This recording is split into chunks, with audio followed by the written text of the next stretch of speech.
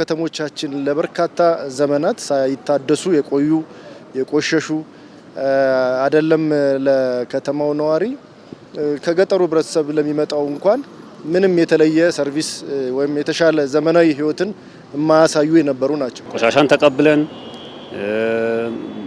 የሚሸቱ ወንዞች አጠገባችን ሆነው ልክ የእግዚአብሔር ፍርድ አድርገን ስናይ የቆየ ነው። እርግጥ ነው እንዲህ ያለ እሳቤ የተጫናቸው ከተሞቻችን አዋራቸውን ያራግፉ ዘንድ አሻጋሪ እይታ አልነበራቸውም። ጸጋዎቻቸው ወይበዋል፣ የህመም ምንጭ ሆነው ዘልቋል። ይሆን ዘንድ ደግሞ በከተሞች ያለው ያልዘመነው የቆሻሻ አወጋገድ ልማድ መንስኤ ስለመሆኑም ይነገራል። ይሁንና ከችግር እድልን እንደመሻት ያለ የመዲናዋ የነታጠቅ ግብር ደግሞ ሌላ መዳረሻን ያመላክታል።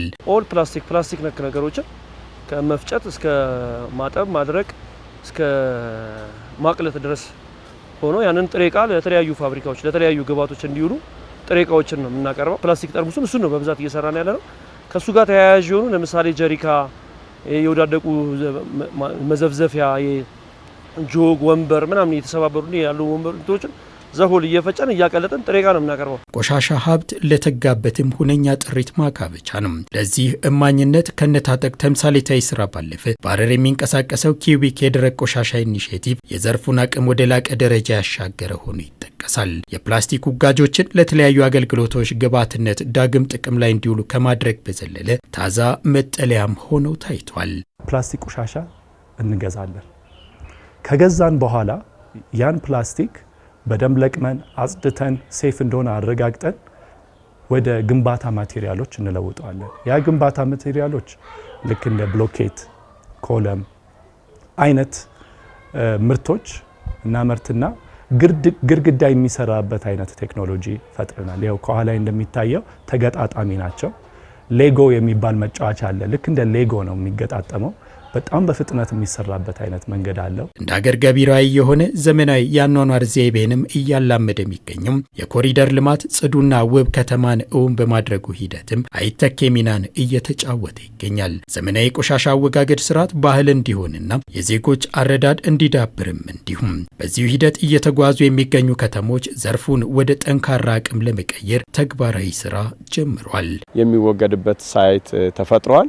ይህ ሳይት ደግሞ መዘመን ያስፈልጋል። በአሁኑ ጊዜ ተለይቶ በልየታ የደረቅ ቆሻሻ ለሌሎች አገልግሎት የሚውሉ ጭምር እየተለዩ በተለይ ፕላስቲኮችን ለይቶ የማስወገድ ስራዎች በማህበራት አማካኝነት እንዲሰራና ኢቭን እነዛ ፕላስቲኮቹ ደግሞ ወደ ሪሳይክል በማድረግ ለሌሎች አገልግሎት እንዲውል የማድረግ ስራዎች እየተሰራ ይገኛል።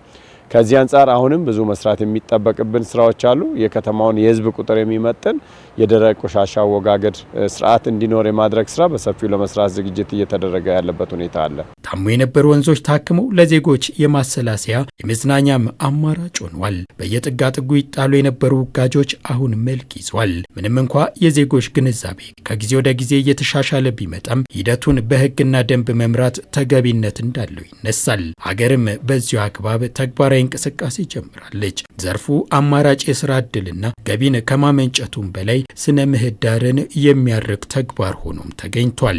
ኦል ፕላስቲክ ወደ ፕሮዳክት ወደ ምርት መቀየራቸው አንደኛ ተኪ ምርት በኤክስፖርት ራሱ ኢምፖርት የሚደረጉ ነገሮች ነበሩ። የተለያየ የዶላር ኢንከረንሲውን ምናምን የተለያዩ ነገሮች ነው ያስቀረን። ከአካባቢ ጽዳት አንጻር ደግሞ ምንም በቃ ፕላስቲክ 100 ዓመት አይበሰብስም። የሆነ ቦታ ላይ ቢቀመጥ 100 ዓመት የማይበሰብስ ነገር የአፈር ምርታማነትን ምናምን የተለያዩ ነገሮችን የሚያበላሽ ነበር። ያ ሁሉ ነገር እንዲቀር ነው ያደረግነው።